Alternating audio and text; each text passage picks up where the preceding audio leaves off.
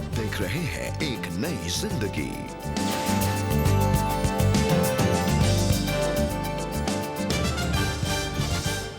Good morning दोस्तों, आपका बहुत बहुत स्वागत है एक नई जिंदगी के आज के प्रोग्राम में।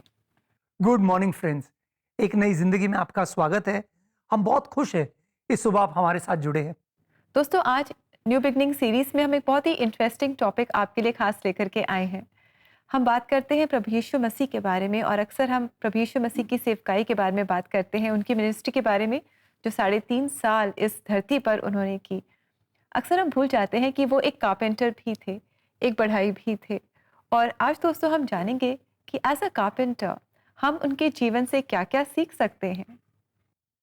बिल्कुल रिबेका, जब हम यीशु मसीह के जीवन को देखते हैं, 18 साल यीशु मसीह ने उस व्यवसाय को लिया जो उनके पिता करते थे, जो यूसुफ करते थे, उनके धरती के पिता। और 13 साल की उम्र में यीशु उस व्यवसाय में आए होंगे, क्योंकि आमतौर पर यहूदी संस्कृति में 13 साल में एक लड़का पुरुष बन जाता और अपने पिता के कारोबार में हाथ बटाता। और फिर अगले 18 साल हम देखते हैं यीशु ने एक बढ़ई का काम किया, एक कारपेंटर का काम किया। और बाद में जब यीशु सेविका में आते हैं, लोग उन्हें पहचानते हैं। इसका मतलब है कि जाहिर सी बात है यीशु अच्छा काम बहुत कर रहे बढ़िया थे। कारपेंटर होंगे। जी बिल्कुल। और हम देखते हैं कि ओबीडियंस की जो उनके पिता का प्रोफेशन था वो उन्होंने अपनाया, और जैसे कि हमने जाना कि वो एक बहुत ही बढ़िया कारपेंटर थे, अपने काम को बहुत बखूबी वो करते थे, और हमें भी ऐसा ही करना है। और दोस्तों, आज हम उनके जीवन से और भी बहुत कुछ सीखेंगे इस प्रोग्राम में। अब समय है कि हम देखें कि आज राहुल हमसे पहचान कौन में क्या सवाल पूछेंगे। समय है पहचान कौन का।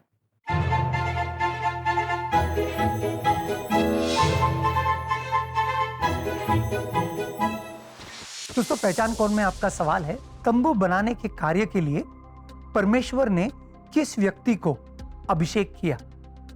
आपके ऑप्शंस है ए हारून, बी मरियम, सी यहोशू या डी बेजालील। तो दोस्तों, जल्दी से आप सही जवाब हमें बताएं, और आप एक नई जिंदगी प्रेलाइन नंबर पर हमें अपने सही जवाब व्हाट्सएप कर सकते हैं। हमारा नंबर है 99 10 40 10 10। साथ ही आप CBN इंडिया के YouTube चैनल पर जा सकते हैं।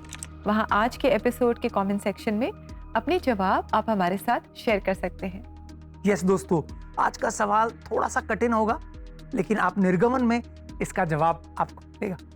तो दोस्तों, राहुल ने हमें एक बहुत ही अच्छा हिंट दे दिया है, तो जल्दी से आप अपने सही जवाब हमारे साथ शेयर करें। और आइए प्रोग्राम में आगे बढ़ते हुए आज हम आपको मिलाएं साहित्य से, जिन्होंने अपने जीवन में प्रभु से एक बहुत ज़रूरी चीज़ सीखी। और वो चीज़ क्या थी, आइए इन्हीं से हम जानें। जब साहित्या ने अपने जीवन के प्रेम रवि से विवाह किया तो उनके जीवन की शुरुआत कुछ आर्थिक कठिनाइयों से हुई। इसलिए उन्होंने परिवार शुरू करने का विचार टालने का निर्णय लिया। हमारी शादी के 5 महीने बाद ही जिस कंपनी में वो काम करते थे वो बंद हो गई, और आखिरकार उन्हें अपनी नौकरी से हाथ धोना पड़ा। शादी के लिए उन्होंने कुछ कर्ज लिया था, और वो कर्ज अभी भी बाकी है।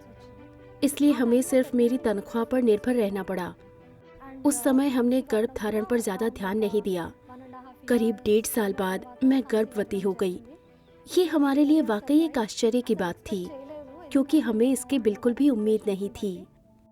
साहित्या और रवि बेसब्री से अपने छोटे बच्चे का इंतजार कर रहे थे, लेकिन उनकी खुशी का पल विश्वास की परीक्षा में बदल गया। मुझे डिलीवरी के लिए एडमिट किया गया। डॉक्टर नॉर्मल डिलीवरी की कोशिश कर रहे थे।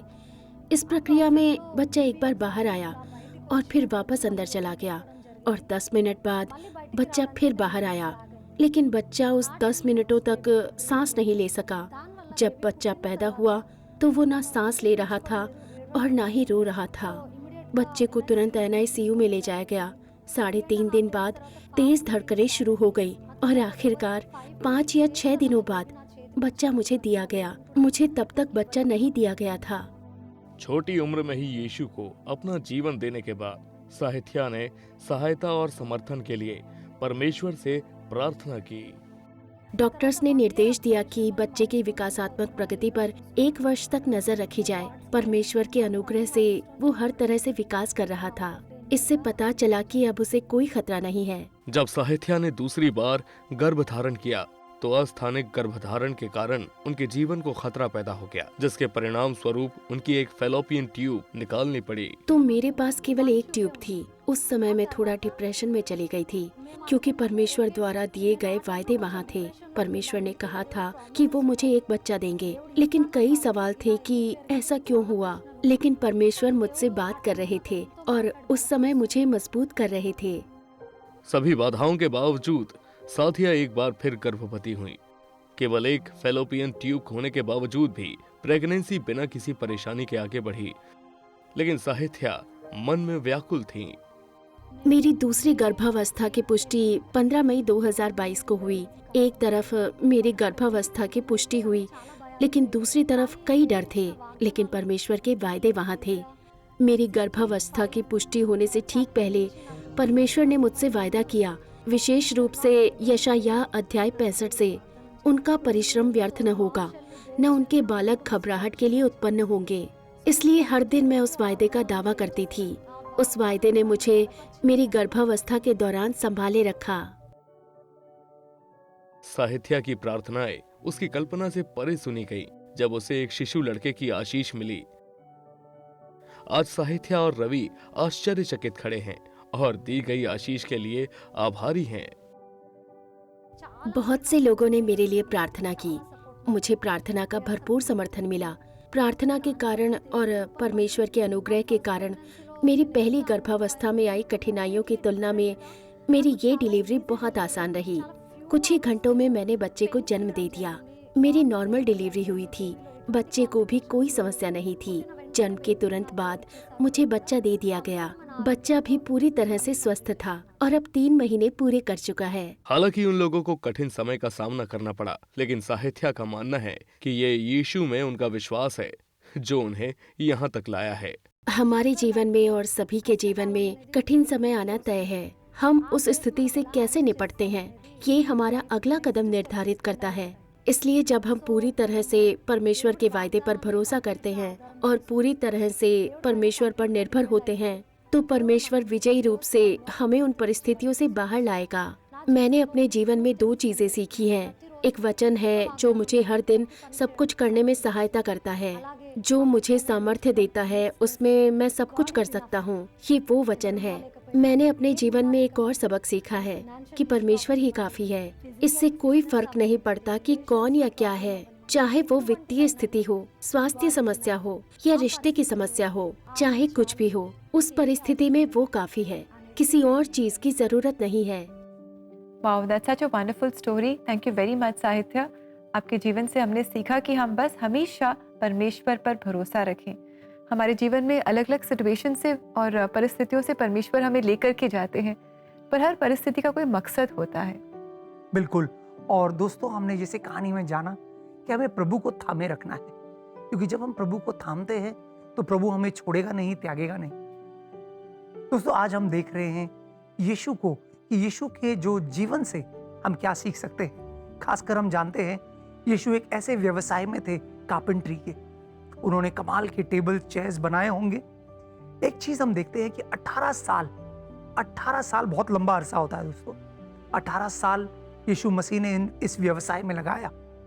शायद हो सकता है बहुत कम उम्र में उन्होंने इस काम की शुरुआत की। अपने घर की जिम्मेदारी को बखूबी निभाया, अपने परिवार की देखभाल की, अपने माँ और जो उनके भाई बहन का जिक्र होता है शास्त्र में, उनकी देखभाल की। और फिर 30 की उम्र में यीशु अपने स्वर्गीय पिता की सेविका में आते हैं। हम देखते हैं दोस्तों कि जब हम यीशु के जीवन को देखते हैं तो एक बड़ी सीख हमें मिलती है। आइए इस सीख को देखते हैं लूका के 16वें अध्याय 10वें वचन। लूका 16:10। Luke chapter 16 verse 10। जो थोड़े से थोड़े में विश्वास योग्य है वो बहुत में भी विश्वास योग्य है, और जो थोड़े से थोड़े में अधर्मी है वो बहुत में भी अधर्मी है। क्या कमाल का सिद्धांत है ना दोस्तों। और ये सिद्धांत यीशु ने ही सिखाया। यीशु की शुरुआत हुई बड़े साधारण काम से। आप सोचते होंगे क्यों इतना वक्त यीशु ने व्यर्थ किया, क्यों नहीं सेविका जल्दी शुरू की। दोस्तों, यीशु हमें एक सिद्धांत सिखा रहा था कि हमें थोड़े से थोड़े में विश्वास योग्य होना है। हम देखते हैं यीशु की शुरुआत होती है मामूली चीजों से, लकड़ी और कील से यीशु ने शुरुआत की होगी और यीशु का अंत भी होता है लकड़े और कील पर। दोस्तों, आज शायद आप जो कर रहे हैं आपको लगता होगा क्या मामूली चीज है, ये मैं क्या कर रहा हूं, मैं तो कुछ और करना चाहता हूं। लेकिन याद रखिए दोस्तों, अंग्रेजी में एक कहावत है, God takes you through the ordinary and prepares you for the extraordinary. इसका मतलब है परमेश्वर आपको साधारण चीजों से ले जाता है ताकि आप असाधारण समय के लिए तैयार हो। तो आज जो आप कर रहे हैं इसे साधारण मत समझिए। शायद आप एक हाउसवाइफ है, शायद आप ड्राइवर है, शायद आप किसी दफ्तर में कर्मचारी है, लेकिन इस सब में प्रभु आपको तैयार कर रहा है। प्रभु आपको तैयार कर रहा है उन असाधारण चीजों के लिए जिसने आपके लिए तैयार रखा है उसने। तो इसमें आप विश्वास योग्य रहिए। तो आइए दोस्तों, क्यों ना हम मिलकर प्रार्थना करें, परमेश्वर से मांगे। और प्रार्थना सहायता के लिए आप हमें एक नई जिंदगी प्रेयर लाइन नंबर 9910401010 पर कॉल कर सकते हैं, व्हाट्सएप कर सकते हैं। हमें आपके संपर्क का इंतजार रहेगा। ऐसा जरूर कीजिएगा दोस्तों। अगर काम के क्षेत्र में, परिवार के क्षेत्र में आप कोई प्रार्थना चाहते हैं, हम आपके लिए जरूर प्रार्थना करना चाहेंगे। आप समय छोटे से ब्रेक का, जब ब्रेक से लौट कर आएंगे तो एक और खूबसूरत सच्ची कहानी हम आपके लिए लेकर आएंगे। तो कहीं जाइएगा नहीं, हमारे साथ बने रहिए।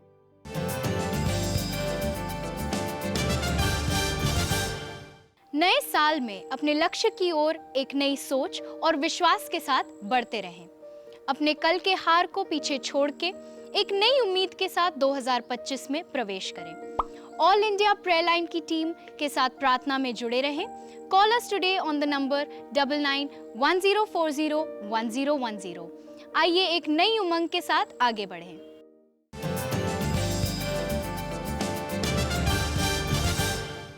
वेलकम बैक दोस्तों। आज एक नई जिंदगी प्रोग्राम में हम जान रहे हैं कि प्रभु यीशु मसीह जब इस धरती पर थे तब वो एक बढ़ई का काम करते थे। उन्होंने अपने पिता यूसुफ के प्रोफेशन को, के कार्यों को उन्होंने अपनाया था और उनके काम को वो आगे बढ़ा रहे थे। आज हम उनके जीवन से सीख रहे हैं और एक बहुत बड़ी सीख जो हमें मिली है वो ये है कि हमें जो भी काम परमेश्वर ने हमें दिया है, जहाँ कहीं भी हमें परमेश्वर ने रखा है, उस काम के प्रति हमें विश्वास योग्य बने रहना है, जैसे कि प्रभु यीशु मसीह थे। बिल्कुल। रेबेका, एक और चीज हम देखते हैं, जब यीशु को शिष्य उठाने थे तो यीशु कहाँ गए?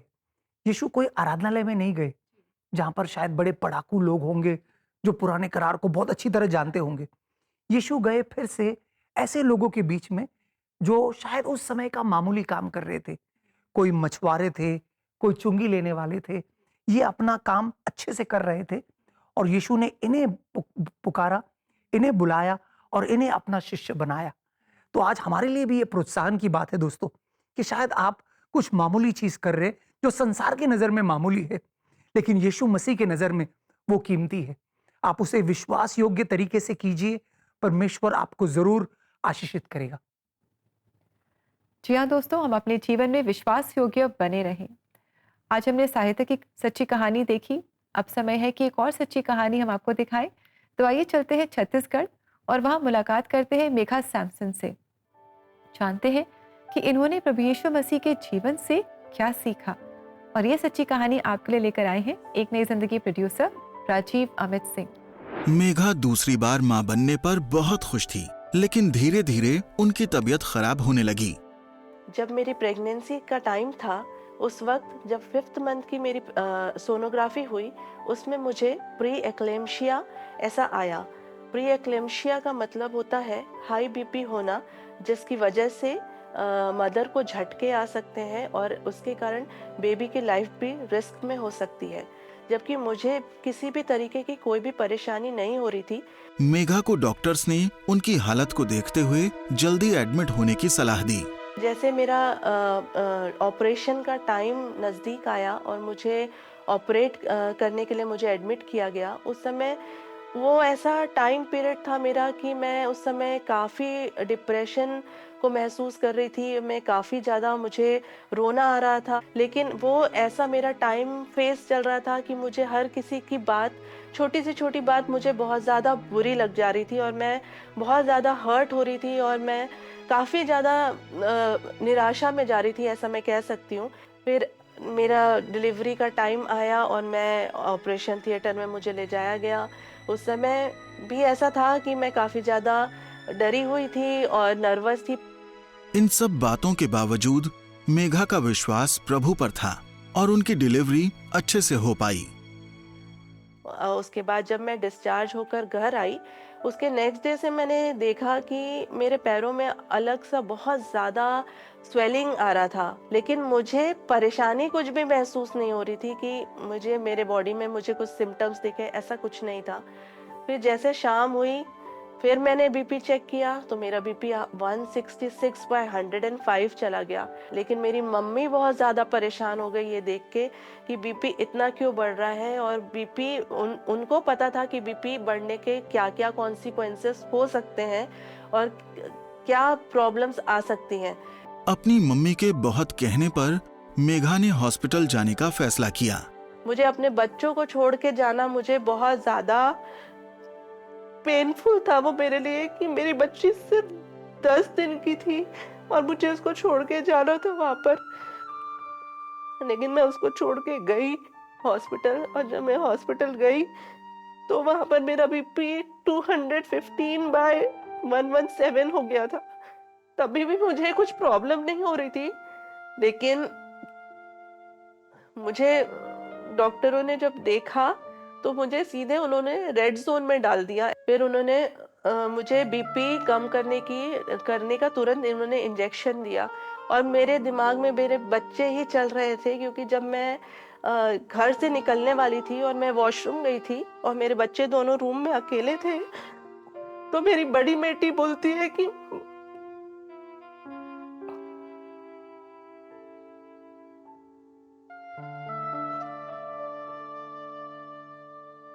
मम्मा आप कब आओगे बाहर, हम लोग अकेले हैं। और ये वर्ड्स मेरे कानों में गूंज रहा था कि मम्मा हम लोग अकेले हैं। मेघा बहुत परेशान हो गई थी, पर इन सब के बीच वो प्रभु की ओर प्रार्थना में मुड़ी।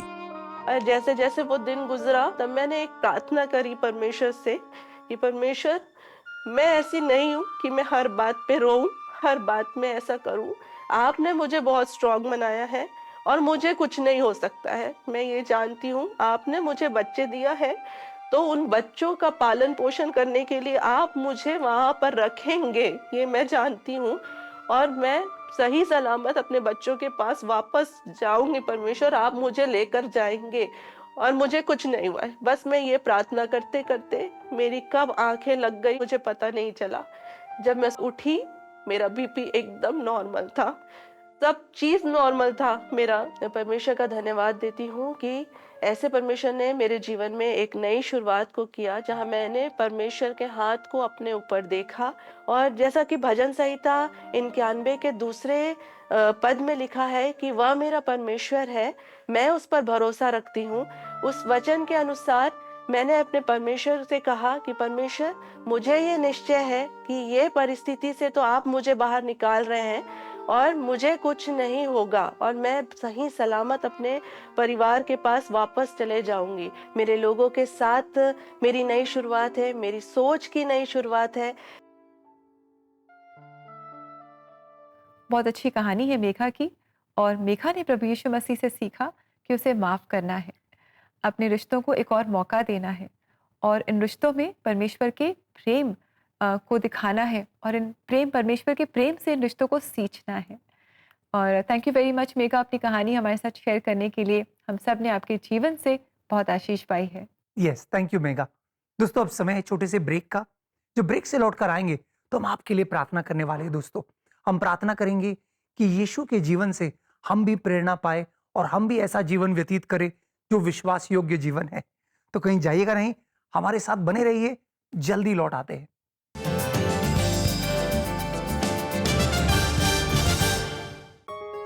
बच्चे, हम चाहते हैं कि ये परमेश्वर के वचन को जानते हुए बड़े हों। और अब सुपर बुक के द्वारा बच्चे बिब्लिकल ट्रूथ इंटरेस्टिंग तरीके से सीख सकते हैं। बेन्यामिन उनके साथ है। इस सुपर बुक बाइबल ऐप में ऐसी ही मजेदार चीजें हैं जिन्हें आपके बच्चे बहुत पसंद करेंगे। बढ़िया गेम्स खेलना, अच्छे अच्छे वीडियो देखना, बाइबल के हीरोज को करीब से जानना, परमेश्वर का वचन, बच्चे ये सब फन वे में सीखेंगे। Super book Bible app app store और गूगल प्ले स्टोर से आज ही डाउनलोड करिए।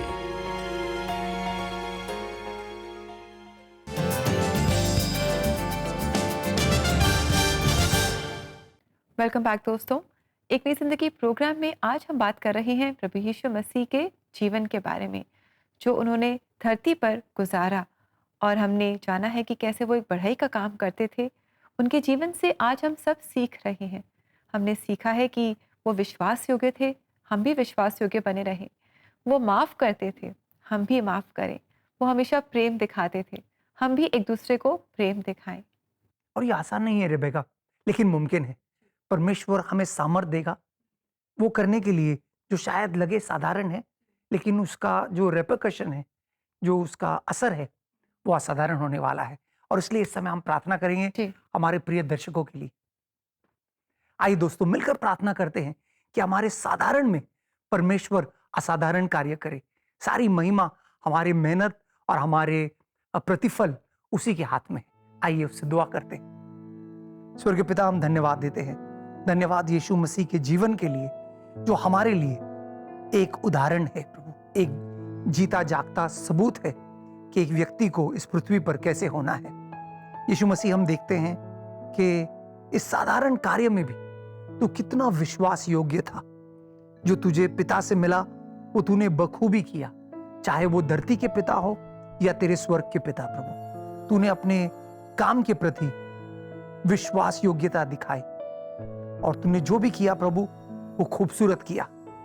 इसे शब्दोपदेशक में लिखा है, whatever your hands find to do, do it with all your might. प्रभु, इस प्रतिज्ञा को भी हम थामे प्रभु, इस आज्ञा को भी हम अपने जीवन में इस्तेमाल करें प्रभु, कि जो कुछ भी हमें तूने सौंपा है उसे हम पूरे मेहनत से, पूरे ईमानदारी से, पूरे लगन से तेरे लिए करें प्रभु। इसलिए नहीं क्योंकि कोई हमें देख रहा है, लेकिन इसलिए क्योंकि स्वर्गीय पिता हमें देख रहा है और उसका प्रतिफल वो यकीनन देगा। हमें मदद कर प्रभु। हमारे प्रिय दर्शक जो भी व्यवसाय में है, नौकरी में है, काम करते हैं, उस सब में प्रभु वो प्रतिफल देखे, जैसे वो विश्वास योग्यता से तेरी सेवा करे। ये प्रार्थना हम यीशु मसीह के नाम में करते हैं, आमीन आमीन। दोस्तों, याद रखिए यीशु मसीह ने कहा, जो छोटे में विश्वासु है उसे अधिक दिया जाएगा। अगर आप आत्मिक धन चाहते हैं तो जो आपको इस समय मिला है, जो भी स्वाभाविक जिम्मेदारियां आपको मिली है, उसमें आप विश्वास योग्यता दिखाए, तभी परमेश्वर यकीनन आपके हिस्से कुछ बढ़ा देगा। जी हाँ दोस्तों, और समय है कि हम देखें आज के लिए परमेश्वर का जीवित वचन। अब जो ऐसा सामर्थी है कि हमारी विनती और समझ से कहीं अधिक काम कर सकता है, उस सामर्थ के अनुसार जो हम में कार्य करता है। इफिसियों 3:20। क्या खूबसूरत वचन है ना दोस्तों। ये वचन कहता है कि हमारे कल्पना से बढ़कर परमेश्वर अपने सामर्थ से हमारे जीवनों में काम करता है। हमारे मांगने से बहुत अधिक ज्यादा वो हमारी मनोकामनाओं को पूरा करेगा। तो इस खूबसूरत प्रतिज्ञा को थामे और जो भी आप कर रहे हैं वो परमेश्वर को समर्पित करें और परमेश्वर के लिए करें। जी हाँ दोस्तों, जब प्रभु यीशु मसीह बढ़ई का काम करते थे तो वो कील उठाते होंगे और लकड़ी को अपने हाथों में उठाते होंगे, उसे एक नया सुंदर आकार देते होंगे, और शायद जो पुरानी चीज़ें होती होंगी उन्हें वो रेस्टोर करते होंगे, रिन्यू करते होंगे, रीबिल्ड करते होंगे। हमारी यही प्रार्थना है कि वो आपके और हमारे जीवन को भी इसी तरह एक नई शुरुआत देंगे, एक नया आकार देंगे, और हमारा जीवन प्रभु यीशु मसीह की महिमा के लिए होगा। आइए दोस्तों, इस समय हम सुने ये गीत, आज का दिन ये कहता है। बहुत ही सुंदर ये गीत है जो आज हमारे लिए गा रही है CNI Christ church Jagadhri Haryana की कॉयर। आइए इस गीत से हम आशीष पाएं। आज का दिन ये कहता है, तेरा मेरा यीशु जिंदा है, तेरा मेरा यीशु जिंदा है। टूटे हैं बंधन, हटी कब्र है, टूटे हैं बंधन, हटी कब्र है। सबके लिए खुशी की खबर है, सबके लिए खुशी की खबर है।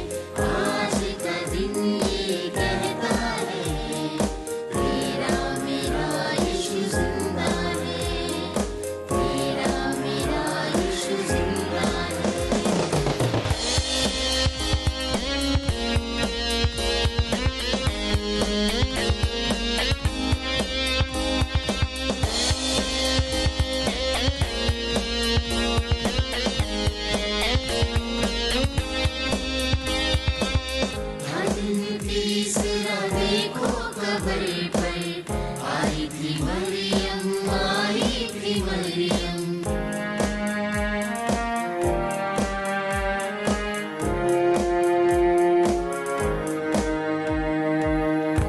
दिन तीसरा देखो कबर पर आई थी मरियम, आई थी मरियम। जिंदा हुआ है बेटा खुदा का, संदेश दूतों से पाई थी मरियम।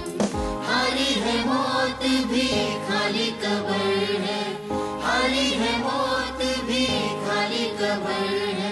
सबके लिए ये खुशी की खबर है, सबके लिए ये खुशी की खबर है। आज का दिन ये कहता है, तेरा मेरा यीशु जिंदा है, तेरा मेरा यीशु जिंदा है।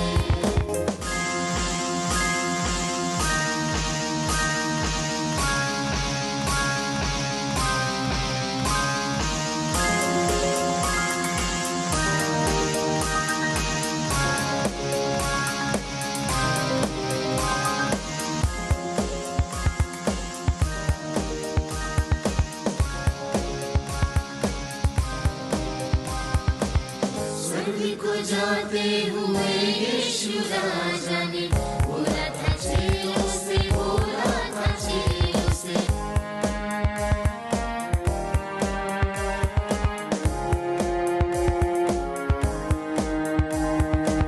स्वर्ग को जाते हुए यीशु राजा ने बोला था चेलों से, बोला था चेलों से। जाओ जगत में लोगों को बोलो, जल्दी ही आऊंगा मैं बादलों पे। आएगा फिर से वो लेने हमें भी, आएगा फिर से वो लेने हमें भी। सबके लिए ये खुशी की खबर है, सबके लिए ये खुशी की खबर है। आज का दिन ये कहता है, तेरा मेरा यीशु जिंदा है, तेरा मेरा यीशु जिंदा है, तेरा मेरा यीशु जिंदा है। Thank you very much coir इस बहुत ही सुंदर गीत के लिए। Thank you very much and may God bless you. इसी तरह गाते रहें, परमेश्वर की स्तुति आराधना करते रहें। प्रभु आप सबको बहुत आशीष दे। दोस्तों हम उम्मीद करते हैं हमारे आज के प्रोग्राम से आप प्रोत्साहन पाए हैं। सबसे पहले हमने यीशु मसीह को देखा, हमारा सबसे उत्तम उदाहरण, और देखा कि कैसे यीशु ने अपने कारपेंटर के रोल को बखूबी निभाया। दोस्तों अलग अलग किरदार हमें दिए हैं परमेश्वर ने, और हमें भी उन्हें विश्वास योग्यता से निभाने हैं। साथ ही साथ दोस्तों हमने साहित्य और मेघा के जीवन की खूबसूरत कहानी को देखा कि कैसे दोनों के जीवनों में परमेश्वर ने अपने सामर्थ्य को दिखाया। वही सामर्थ्य परमेश्वर आपके जीवन में भी कार्य करने में सक्षम है। जी हाँ दोस्तों, प्रभु यीशु मसीह सामर्थी है, वो हमारे जीवन को आशीषित करते हैं। आइए इस समय हम लेंगे आपसे इजाज़त। आशा करते हैं कि आज के प्रोग्राम से आपने बहुत कुछ सीखा, बहुत आशीष पाई, और कल भी आप ज़रूर हमारे साथ जुड़ेंगे ताकि हम मिलकर इस थीम को आगे बढ़ाएं और कुछ नया सीखें। तो हमें इंतज़ार रहेगा कल आपका इसी समय सुबह 6:30 बजे कालस चैनल पर। आप ज़रूर हमारे साथ जुड़े। And until then have a lovely blessed day and may God bless you. God bless you friends.